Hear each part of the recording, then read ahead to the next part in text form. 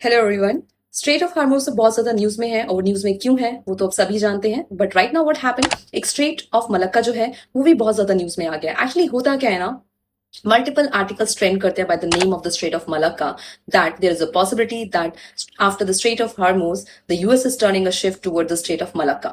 तो एक्चुअली क्या ये सच है that नेक्स्ट टारगेट यूएस का जो Strait of Malacca हो सकता है? अगर ऐसा है तो उसका क्या इम्पैक्ट हो सकता है उस पर देखते हैं। अगर स्पेसिफिकली इंडिया के टर्म्स में बात करें तो यस, इंडिया की ग्रोथ को नेगेटिव इम्पैक्ट हो सकता है इससे। क्यों? बिकॉज सी रूट से बात करें तो इस रूट से इंडिया का जो ट्रेड होता है वो मैक्सिमम 50% से ज्यादा होता है। और वहीं अगर हम चाइना की बात करें तो चाइना का 70 to 75% एनर्जी ट्रेड जो है वो इसी रूट से होता है। तो देखा जाए तो इस पूरे रीजन को इस वजह से हैवी लॉसेस फेस करने पड़ सकते हैं because it is a critical crucial chalk point in the Indo Pacific reason.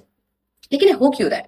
जब हम जियो पॉलिटिक्स की बात करते हैं तो जियो पॉलिटिक्स में इवेंट इतना ज्यादा मैटर नहीं करता, इवेंट की टाइमिंग बहुत ज्यादा मैटर करती है। तो एक्चुअली अभी हुआ क्या है ना कि यूएस ने इंडोनेशिया के साथ एक डिफेंस एग्रीमेंट साइन किया है जिसकी according there is a possibility कि नेक्स्ट टारगेट यूएस का जो है वो स्ट्रेट ऑफ मलक्का है। क्यों? क्योंकि स्ट्रेट ऑफ मलक्का को वन साइड जो कंट्रोल करता है that is Indonesia, and without Indonesia US के लिए इम्पॉसिबल है उसको कंट्रोल करना। So that is why it is said that this is not just a military move, in fact it is a part of the global maritime strategy shift. तो देखना होगा क्या बता, एंड मे बी ये US का grand plan हो सकता है सो दैट उसका मिलिट्री प्रेजेंस जो है वो all of the region, specifically I am talking about the Indo Pacific region में हो सके एंड वो चाइना को मैक्सिमम डैमेज पहुंचा सके।